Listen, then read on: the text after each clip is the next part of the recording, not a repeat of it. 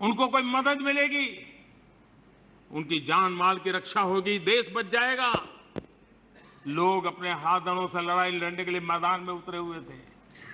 ऐसी विकट घड़ी में दिल्ली के शासन पर बैठे हुए, और उस समय पर एकमात्र जो नेता हुआ करते थे, पंडित नेहरू ने रेडियो पर क्या कहा था? उन्होंने कहा था, my heart goes out to the people of Assam. ये हाल करके रखा था उन्होंने।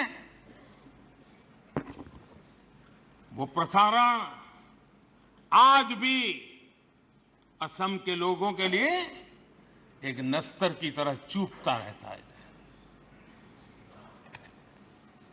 और किस प्रकार से उस समय नेहरू जी ने उन्हें अपने भाग्य पर छोड़ जीने के लिए मजबूर कर दिया था। ये हमसे हिसाब मांग रहे हैं। आदरणीय अध्यक्ष जी यहां चले गए लोहियावादी, उनको मैं भी सुनाना चाहता था। जो लोग अपने आप को लोहिया जी का वारिस कहते हैं, और जो कल सदन में बड़े उछल उछल करके बोल रहे थे, हाथ लंबे चौड़े करने की कोशिश कर रहे थे, लोहिया जी ने नेहरू जी पर गंभीर आरोप लगाया था। और लोहिया जी ने कहा था,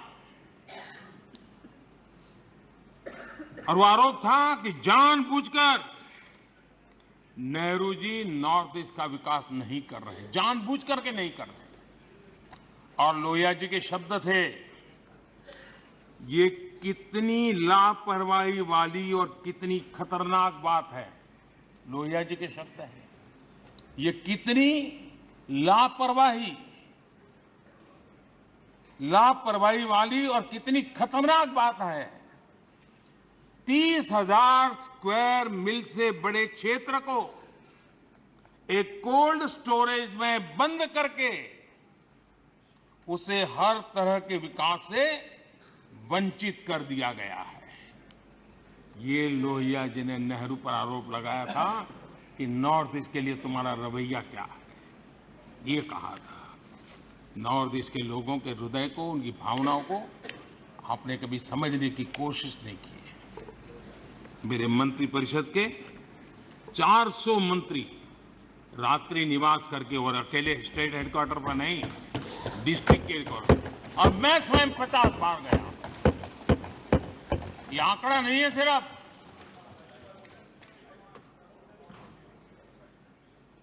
ये साधना है, ये नॉर्थ ईस्ट के प्रति समर्पण है।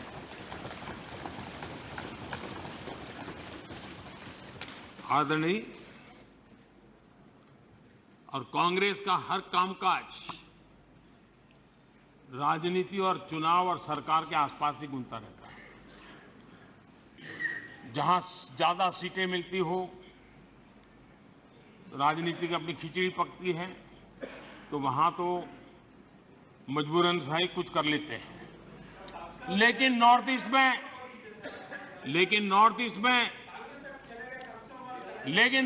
में देश सुन रहा है। नॉर्थ ईस्ट में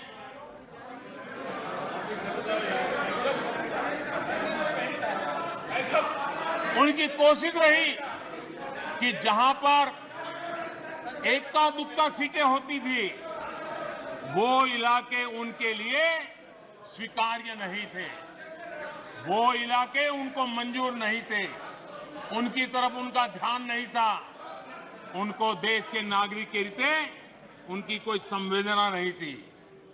आदरणीय अध्यक्ष जी, और इसलिए जहां इक्का दुक्का सीटें हुआ करती थी, उसके प्रति सौतेला व्यवहार ये कांग्रेस के डीएनए में रहा है। पिछले कई वर्षों का इतिहास देख लीजिए। नॉर्थ ईस्ट में उनका ये रवैया था। लेकिन अध्यक्ष जी, मैं पिछले 9 साल के मेरे प्रयासों से कहता हूं कि हमारे लिए नॉर्थ ईस्ट हमारे जिगर का टुकड़ा है।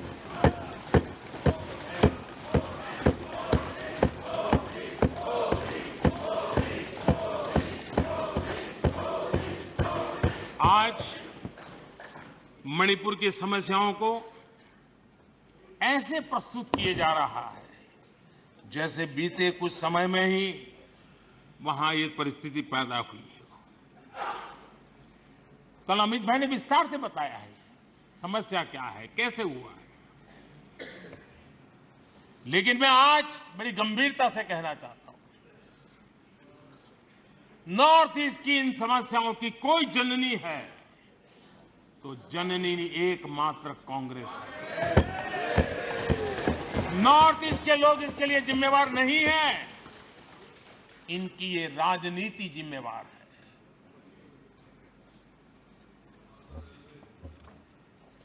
आदरणीय अध्यक्ष जी, भारतीय संस्कारों से ओत-प्रोत मणिपुर, भाव भक्ति की समृद्ध विरासत वाला मणिपुर, स्वतंत्रता संग्राम और आजाद हिंद फौज, अनगिनत बलिदान देने वाला मणिपुर,